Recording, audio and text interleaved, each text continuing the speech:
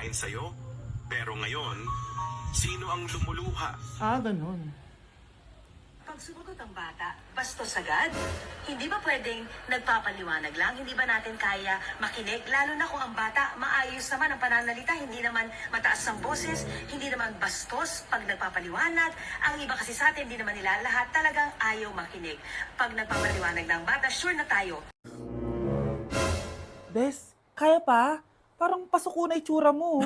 Sobrang dami pa lang nito, Bes. Grabe, ang fresh mo pa din. Paano yan? Huwag kang maingay, Bes. Eto ang sekreto ko. G2G Perfect Cover Cushion. Perfect talaga to kasi lightweight na and high coverage pa. Oh, tignan nyo naman. May 3 shades to and ang shade ko ay ang custard. Try nating basain yung face ko. Oh, ayan.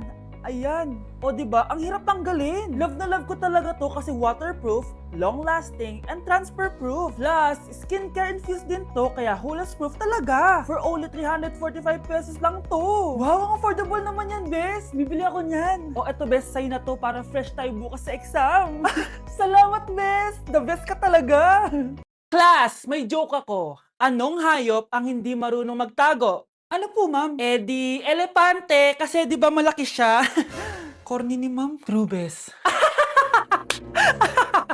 Nakakatawa ka talaga, ma'am. Oh, +1 sa Samantha kasi siya lang yung tumawa. Thank you, ma'am. Lu, pwede pala yun? Ma'am, eto po, para sa inyo po to. Hala, ang ganda naman nito. Balita ko po kasi, ma'am, mahilig kayo sa halaman. Thank you, Samantha. Baka naman, ma'am, plus points sa quiz natin kanina. Sure, +5 ka na sa akin. Ikaw pa ba? Hala siya, pasip-sip to kay ma'am, oh.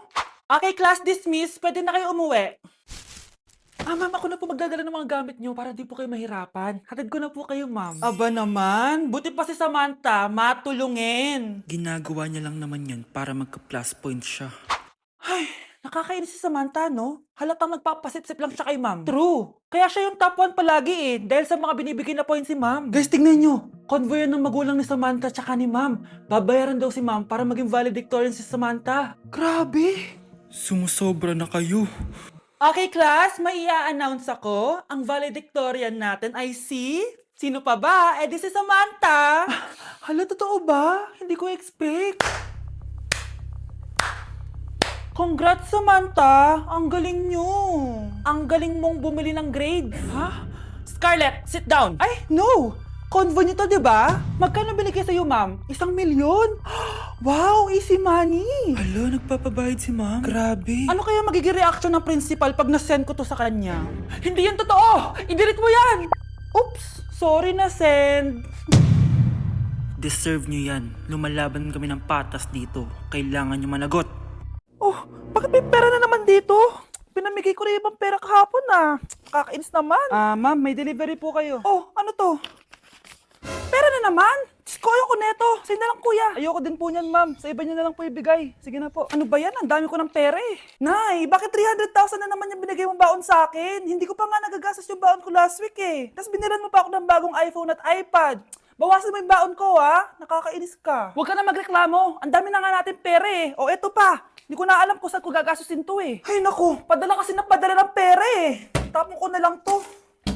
Congrats, ma'am! Kayo po ang grand winner ng 5 million pesos! Ano ba yan? Pera na naman? Pwede bang hindi ko tanggapin yan? Dami ko ng pera eh. Ay, baw na po namin kunin to, ma'am. Sa'yo na po to. Congrats po ulit. Ba't pa ako nagising? Sana ganun na lang yung problema ko.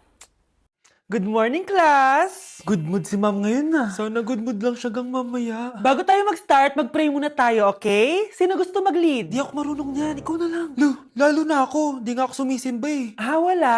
Pag walang pumunta sa harap, lahat kayo i-absent ko! Bes, ikaw na lang. Ma'am, ako na lang po. Madali naman pala kayo kausap eh. Okay, class. So, dito na nagtatapos sa lesson natin. Oh, may 1 oras pa pala tayo eh. Sige na, i-dismiss ko na kayo. Yes! Be, tara gala tayo. Tara be, butin nilang talaga dinismiss tayo agad. Aba, excited? Uwing-uwi? Ayaw niyo siguro sa subject ko, no? Maghihintay kayo hanggang 4 p.m. dito! Walang uuwi! Grabe naman yung mood swing ni ma'am. Nakakainis. I love you too. Okay, class, dahil good mood ako today, hindi tuloy ang quiz at lesson natin. Ay, salamat. Magagawa ko na yung assignment ko sa math. Bes, pakopya naman ako niyan. Aba, sino nagsabi sa inyo na pwede kayo gumawa ng assignment sa ibang subject, ha? Ma'am. Talagang sinisira niyo mood ko, ha? Lahat kayo bagsak sa quiz! Excuse me, Ma'am Reyes? Bakit mo tinatakot ang mga anak ko? Ma'am, Hindi sila matututo kung hindi ko sila tatakutin. hindi mo kailangan takutin ng mga bata. Kausapin mo sila na maayos. Tama. Tayo ang pangalawa nilang magulang. Dapat maging safe sila sa atin. Gusto mo bang maalala ka nila sa mga pananakot mo? Facts, ma'am. Umayos ka na ha, kung ayaw mong isumbong kita sa principal. Deserve. Anak, nakita mo ba yung cellphone ng tatay mo? Nilagay ko dun sa loob ng kabaong niya bago siya ilibing. Ha? Ba't mo naman ginawa yun, anak? May mga importante laman dun. Baka sakaling buhay pa siya para matawagan niya ako. Ay, Diyos ko talaga tong batang to.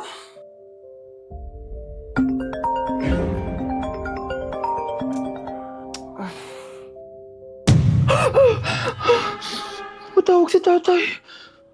Nay, kailangan natin pumunta sa sementeryo. Tumawag sa akin si tatay. Anak, pwede ba? Wala akong oras makipagbiruan sa'yo. Marami pa akong tatapusin trabaho. Pero nay, pag di ka pa tumigil, kukunin ko yung cellphone mo.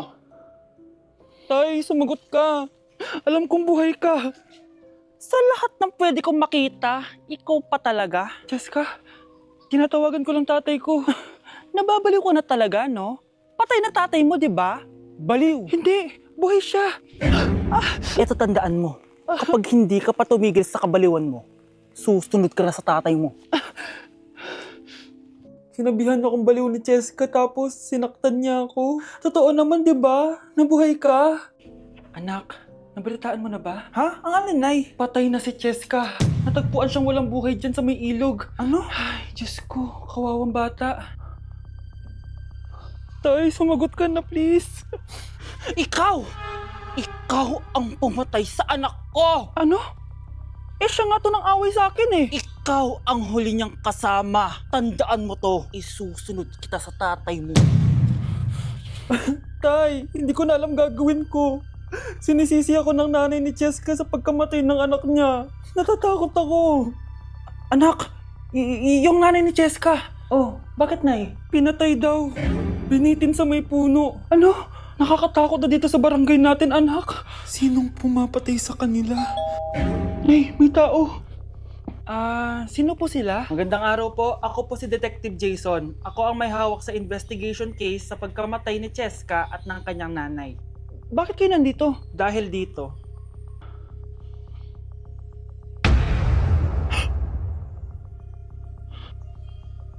Nay, ikaw pumatay sa kanila? Oo, anak. Narinig ko lahat ng mga sumbong mo sa tatay mo. Cellphone ni tatay. Pinangako ko sa tatay mo bago siya mamatay na poprotektahan kita kahit makapatay man ako ng tao.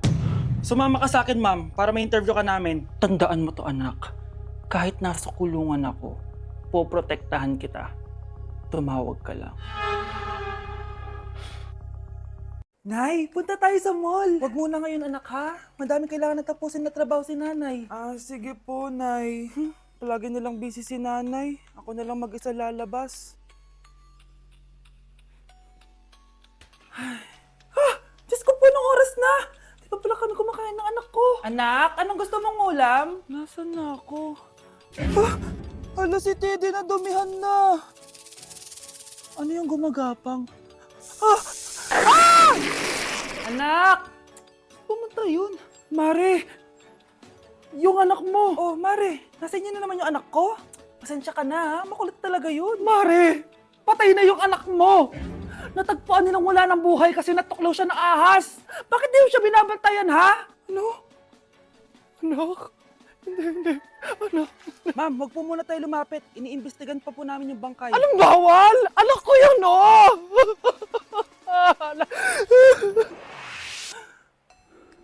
Nay, punta tayo sa mall. Anak, buhay ka. Sige anak, labas tayo. Punta tayo ng mall. Yay! Pumunta kami ng mall. Oh anak, nag-enjoy ka ba sa mall? Opo, Nay. Nag-enjoy talaga ako. Kaso, nagugutom na ako, Nay. Kumain ka na, anak. May tira pang pagkain dyan sa lamesa. May aasikasuhin lang ako trabaho, ha? Sige po, Nay. Ang sarap! Salamat naman at nabuhay ang anak ko.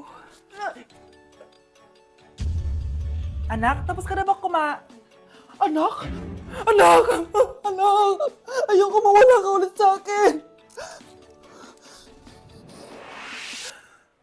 Nay, punta tayo sa mall. Bumalik na naman ako. May sumpa ata tong kwintas na to. Kailangan kitang itapon para tumigil na tong sumpa na to.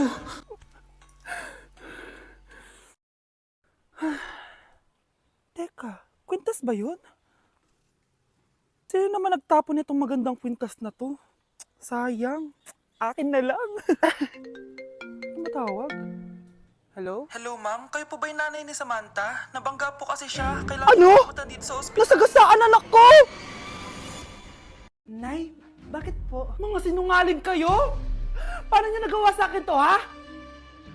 Nay, anong sinasabi mo? Hindi namin maintindihan. Ikaw, Scarlett, sabi mo doktor ka, di ba? Bakit katulong ang trabaho mo sa New York, ha? Nay. Ikaw, Brianna, teacher ka, di ba? Bakit nakita ka nilang nasa bar at sumasayaw-sayaw ka pa? Ikaw, Michael, akala ko may engineer na ako. Ngayon pala,